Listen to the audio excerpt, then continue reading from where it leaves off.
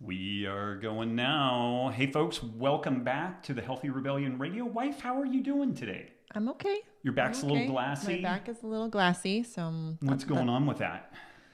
I think just traveling and sleeping in different beds and Our youngest has had a series of nightmares, and so we've been taking turns racking out with her. and just sitting in the plane and just kind of post-travel stuff. And 3 months of no jujitsu, and then 1 day of getting smashed. But that was fun. I'm so glad we did that. Yeah. I needed that.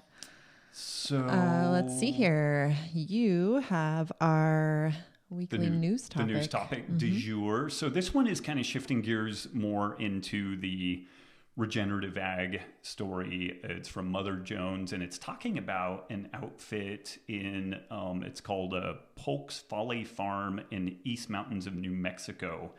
And these guys inherited a 40-acre farm from their grandmother and decided to run with pigs. And over the course of time, they figured out that if they could get locally sourced, lightly expired food from restaurants and grocery stores and whatnot, that it basically displaced the total amount of GMO grains and soy that they were historically feeding their pigs.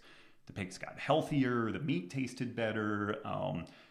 This small operation ends up reducing the landfill waste by like 75,000 pounds of food waste per year.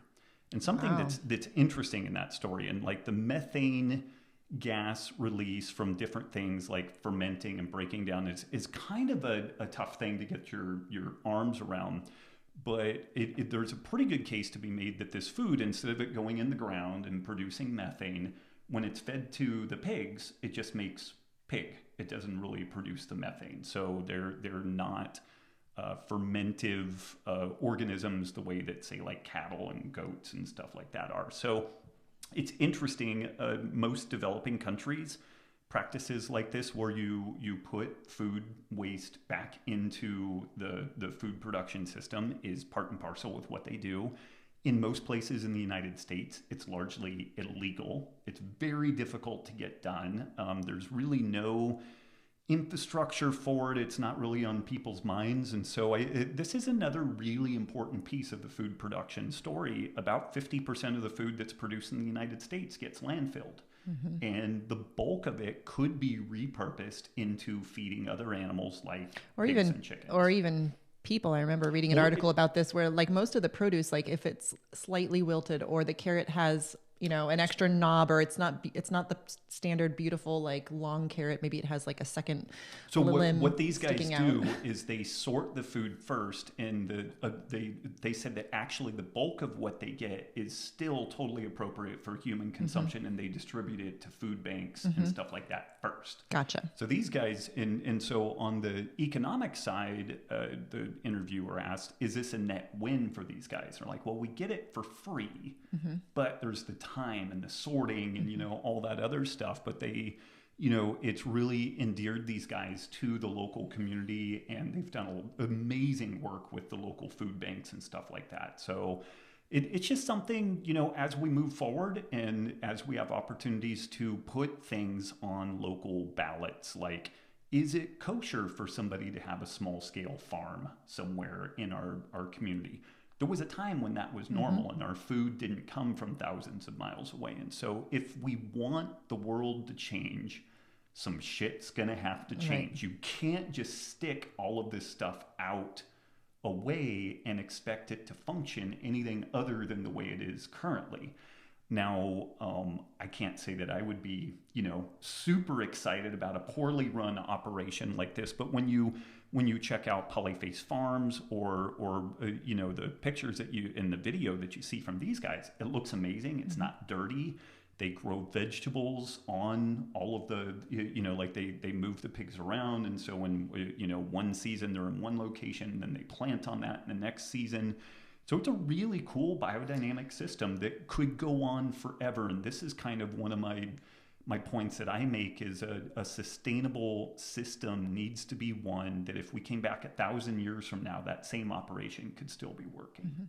So Now, what's the legal issue currently? It's just like the health department is afraid that if you take a blemished carrot or these, that it's dangerous in some way? Lots of layers to it. So and I'm not super well steeped on it, but it's illegal oftentimes for grocery stores to do much of anything other than landfill their blemished, fruits and vegetables, their expired bread and pastry products and stuff like that. There's just lots and lots of things where the legalities make this difficult or impossible. And sometimes people break the law to do this, and it's kind of ridiculous, But these are the types of things people are looking for solutions to climate change and food security.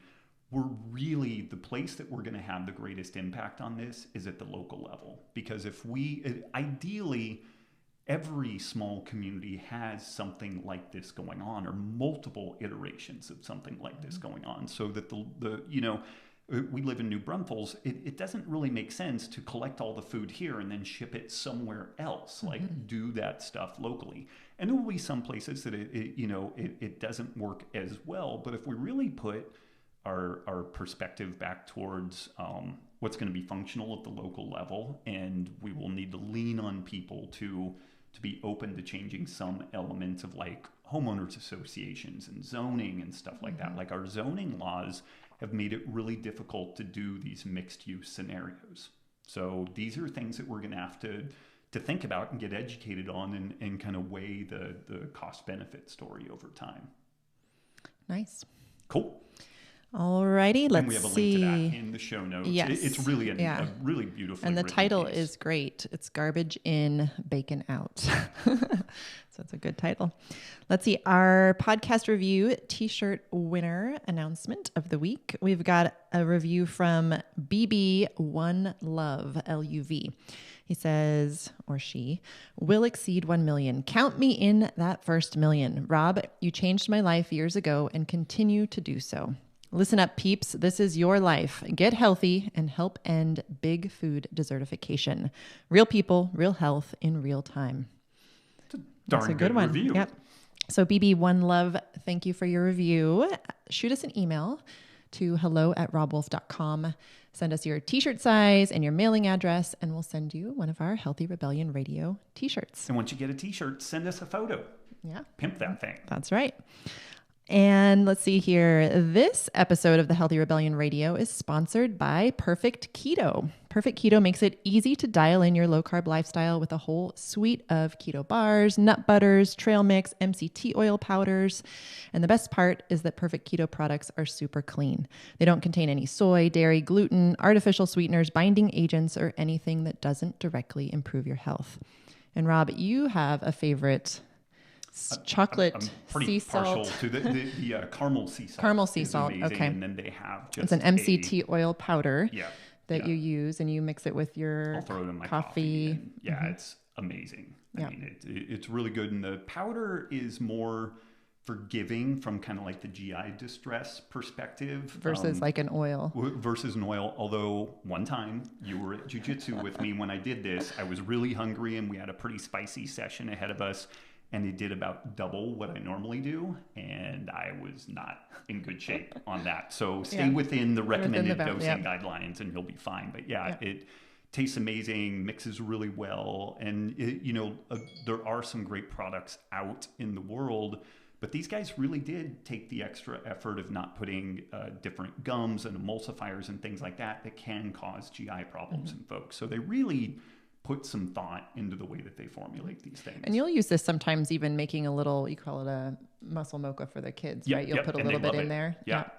And even if, I remember Zoe slipped and hit her head on the floor. We've had a couple little like head issues. And so that's when we'll pull out this for the kids as well. And it tastes really good. Decaf coffee with that, a little bit of antioxidants. And then I'll throw in the, either one, the salted caramel or the chocolate tend to be the favorites with the girls. They have another one that has some collagen powder in it too. That one's a great option if you want to do that. But the girls love it. So you can check them out at perfectketo.com/rebellion10. And if you use code rebellion10, you'll get $10 off your order of $40 or more. Cool. Let's see. It's not a live call. It's our regular Easy Q&A. day. Yep. Easy day. Easy day. Okay. We don't have the pressure of like the not totally screwing it up. But yeah, with the although we managed failed to screw internet this connections up. and all sorts of things that can go wrong on the live call. So, Yeah. All right. Our first question for this week's episode is from Adrian. He has a question about fueling early morning, high intensity training and writing on a 30-day reset. Robb, we met once at a talk you did in San Francisco back in 2016. First, I loved Wired to Eat. I've read it 3 times already. And second, the wife and I are 3 days into the 30-day reset. And third, my question. It's a nuance around fueling HIIT workouts during these 30 days. I'm a cyclist training pretty hard for some summer mountain and road bike races. Weekday Sufferfest workouts are generally 4:45 a.m. to 5 a.m. and last anywhere from 45 to 90 minutes. I'm burning anywhere from 600 to 1,200 calories measured via a CycleOps power meter, and I'm about 170 pounds. Given the time of day, I don't really get to eat beforehand, but powering above threshold work is obviously tough to sustain as a result. For the 30-day reset, how would you tackle this? Is it enough to eat 50 to 100 grams of paleo carbs at dinner? And would that give me enough muscle glycogen for the morning? Or would you also eat 25 to 50 grams after the workout too? Thanks again. Yeah, I mean, if this is more or less daily training or pretty frequent training, I would be way more aggressive in kind of replenishing muscle glycogen. I could make the case to do more the 100 plus grams of carbs immediately post-workout and then just kind of tinker with what they eat. If you were to partition them one way or the other, I would partition them more post-workout than immediately before bed. Mm-hmm. But again, this is just stuff that folks have to tinker with a little bit. But I also mixed into the 30-day reset, these things are always important to keep in mind. What's your goal? Mm-hmm. So what is the goal of the reset? And if the primary goal is to just get ready for this being prepared for this training block so that he can perform mm-hmm. well, a little bit down the road, then the 30-day reset is kind of a passenger in this process versus if the goal is leaning out or, right. Something like that. So it sounds like performance is the focus. So we want to fuel appropriate to the performance.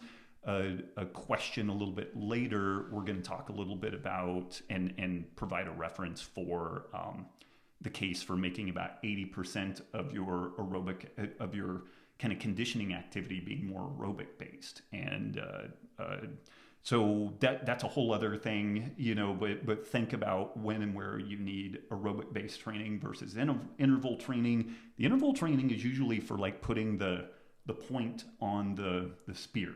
And as great as CrossFit and stuff like that is, I think that people have overly relied on that and can burn themselves out. And fasted early morning training, probably losing an hour and a half of sleep. Like, man, stuff like this is just a recipe for kind of burning yourself out. So at a minimum, make sure that you're fueling adequately to make that work. Yeah. Mm-hmm. And if this is a block of time where he's like you said, he has this performance goal, maybe now is not the perfect time to do the 30-day reset. Exactly. Like maybe focus on the performance if that's your primary goal, and then pick up the 30-day reset when you're somewhere in more of a maintenance phase. Yeah. Or we need to really orient the reset in a way that it supports the performance. Mm-hmm. People, probably the biggest, I don't know about the biggest, but a really common problem that folks experience is they've got a basket of goals mm-hmm. and they haven't delineated what the singular goal is. And oftentimes we can't achieve more than one end, but it's really helpful to have one specific thing we're shooting for. And then we understand where we are, and then we can engineer a map to get there. And sometimes along the way, we can pick up some other stuff that are kind of secondary and tertiary goals. Sometimes not. Sometimes they're working at complete opposition to one another. And so it's important to be crystal clear about what exactly is it that you're trying to do. Mm-hmm. Yeah. Good. Our next question is from Amy on elevated urine creatine levels. Creatinine. Well, it should She be wrote, creatinine. she wrote creatine. Yeah. Creatinine. Okay. Yeah. Hi, Robb. I've been listening to you for years, and I know you've discussed this issue in the past. Will high protein cause kidney damage? I know the answer is no, but I hope you can help answer my question. My urine creatinine levels continue to be elevated, but my blood creatinine levels are within range. I have never had any issues with my kidneys, UTIs, kidney stones, etc. I basically eat whole unprocessed foods 90% of the time. I eat 3 meals a day, roughly 100 to 120 grams of protein per day via animal sources. I'm a 45-year-old female, 5'7", and weigh 120 pounds. My doctor stated I am eating way too much protein, which is causing my elevated levels. Would you consider solely elevated urine creatinine to be a problem? I eat about 2,000 to 2,400 calories a day, and I'm still on the border of being underweight. So I really hate to decrease my protein at this point if it is not necessary. Yeah, so it would be helpful to know like how far out of range is it? Like, is it just north of normal, or is it like 3 times normal range? So knowing that, I would assume we see this all the time where people are just a skosh outside of normal. And what's problematic here is so many people are coming through the front door of doctors and hospitals, and they're diabetic, pre-diabetic, they're starting to experience kidney disease. And so elevated creatinine levels are really concerning in that context.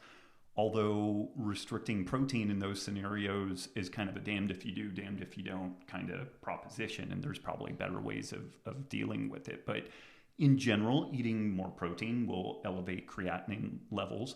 Active people who maintain more muscle mass tend to have elevated creatinine levels. You just have more of a turnover on that. So again, with the caveat that we're not talking about this being like 6 times normal values or something like that, then I really would be hard pressed to see this being a problem. And it's a really common thing that pops up where a fit athletic population can have a biomarker or two that looks a little bit aberrant and could nest under what we would normally associate with like metabolic syndrome and stuff like that, but it's not the same animal at all. Yeah.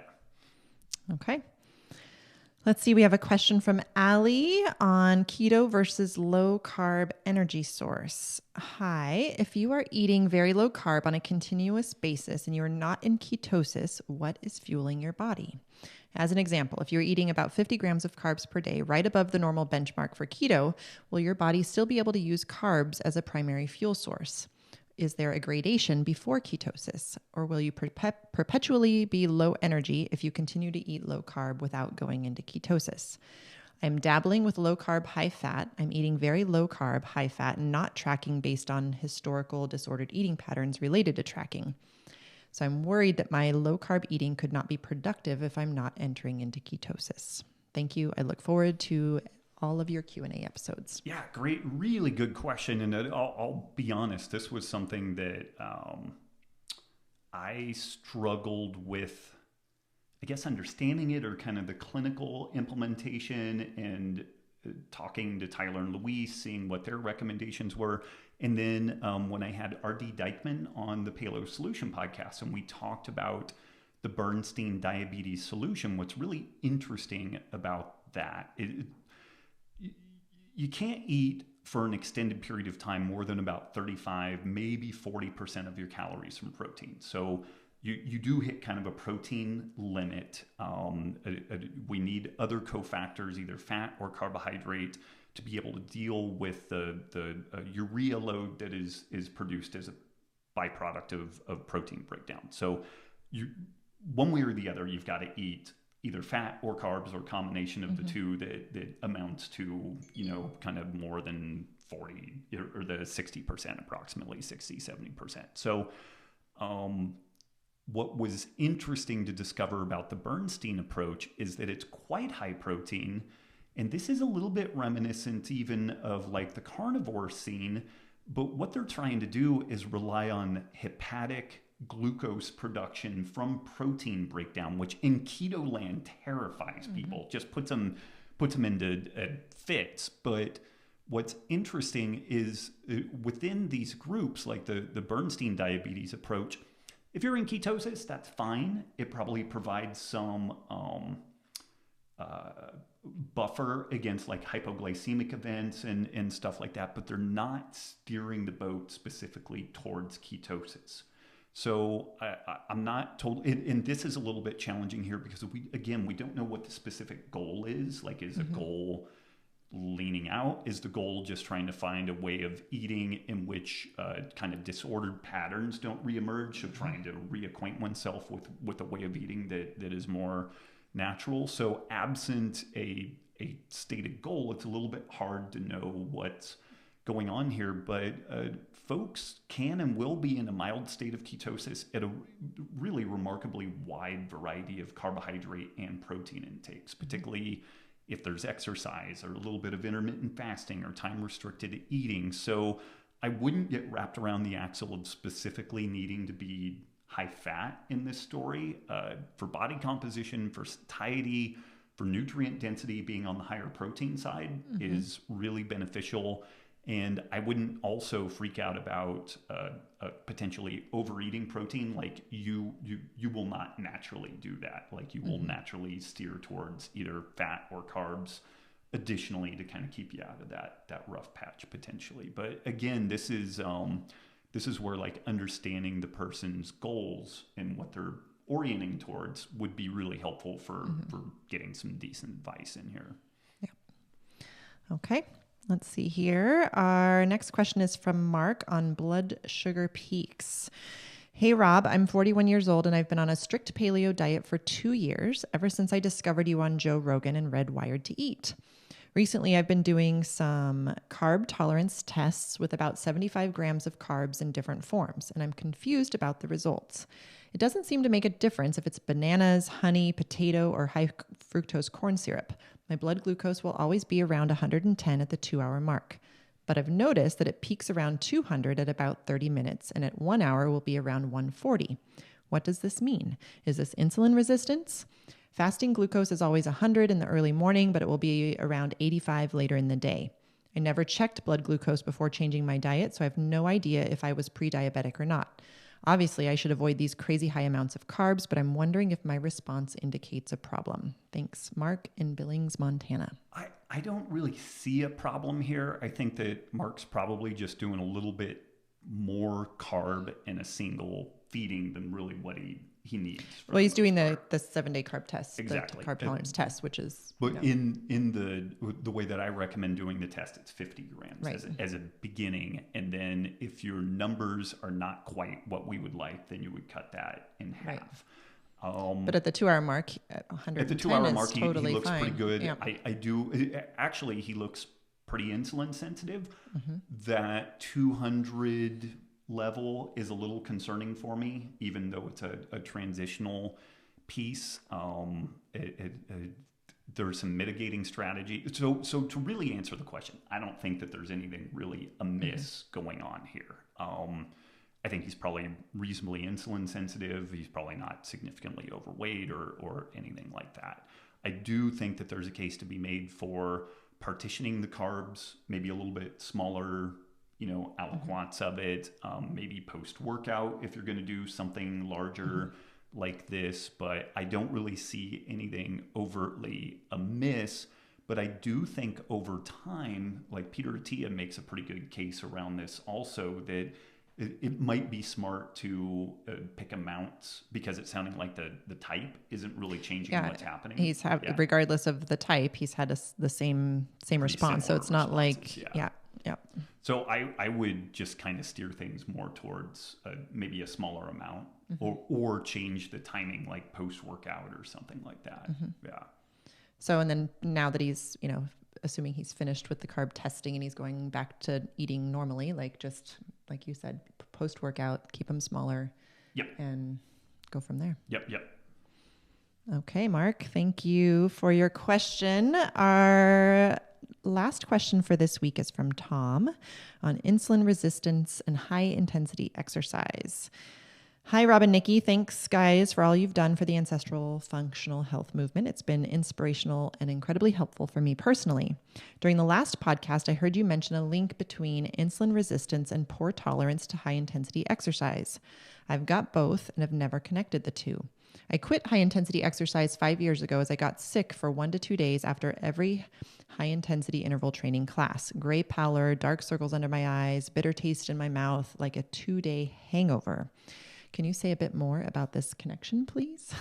I'm now keto and wondering if I'd be able to introduce some cardio again. Thanks for all your advice. Tom in Newcastle in the UK. So there's a great talk from Dr. Steven Seiler, and there's some interesting history around this guy, like early CrossFit, like 2000, 2001.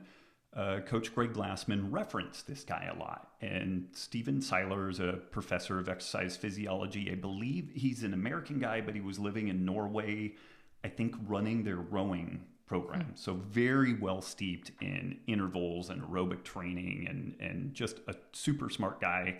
And, I'll actually track down the link to that article called Understanding Intervals and stick that in here as well. But in the show notes, we link to a TED talk that he gave, and he makes the case that 80% of your training should be at less than 80% intensity. So not high intensity interval training. And in his Understanding Intervals talk, he makes the case that interval training can bring people to a very high level of relative conditioning and fitness, but there's a narrow window of time to use that. Like it's literally for like putting the final edge on the weapon. And your aerobic based training is what you need to do the vast majority of the time. And he cited some studies where the East German rowing team, I think this was maybe late 60s, early 70s, were doing all intervals all the time, and they had some success, but they had massive burnout. Like people were blown up pretty quickly with this. And it took them about 5 years, but then they largely abandoned that approach, shifted to a much more volume-centric approach, but with a much reduced intensity. And then they would just use intervals for, bringing people to that peak of performance. And the talk is really good. We'll link to that Understanding Intervals article. But again, CrossFit's been so cool because it's put so much interesting stuff on the map for people. But at the same time, everybody thinks that every day is a bloodbath. Yeah, every day's a 100% bloodbath, effort. And not only there are some people out there that will survive that, like these people that are winning the CrossFit Games, like they're just a couple of standard deviations outside the norm, and they either do well or thrive or survive that experience. But most people don't. So the question was, can you reintroduce some cardio again? Absolutely, but it's not. It's not 80% of your training needs to be more about 80% of your relative intensity. That maffetone pace type work, 140, 150 beats per minute, mixing up the modalities if you just want to keep the stimulus fresh. That stuff is great for kind of ramping up your parasympathetic nervous system and kind of de-stressing you. Whereas a high intensity interval session, it's a major stress, and again, it's a great tool, but you can't overuse that tool or you're going to suffer pretty deleterious consequences. Awesome. Well, Tom, add some cardio back, stay under 80%. Just don't go crazy. And then let us know how you do. Let's see. Is that it? That was our last question, wasn't it? Wow. That was a quickie. That was a quickie. Thank you, guys. What else? If you guys enjoy the show, share this with folks. Share the episode. Like if there's a question in here that helped you or if it made you think of somebody, share the episode with them and help spread the word about the Healthy Rebellion Radio. Leave us a review and subscribe, and maybe we'll read your review, and you can grab one of our snazzy Healthy Rebellion Radio t-shirts. And then be sure to check out our show sponsor, Perfect Keto. You can go to perfectketo.com/rebellion10 and use code rebellion10 to get $10 off your order of $40 or more. And finally, come join us. Come join us in the Healthy Rebellion. Yep. Yeah. You can go to join.thehealthyrebellion.com. There's lots of great conversations going on in there. Really great community. Just couldn't be happier with the folks that we've got over there. Absolutely. So, It's been awesome. yeah. Yep. Thanks, guys. We'll see you next week. Take care. Bye-bye.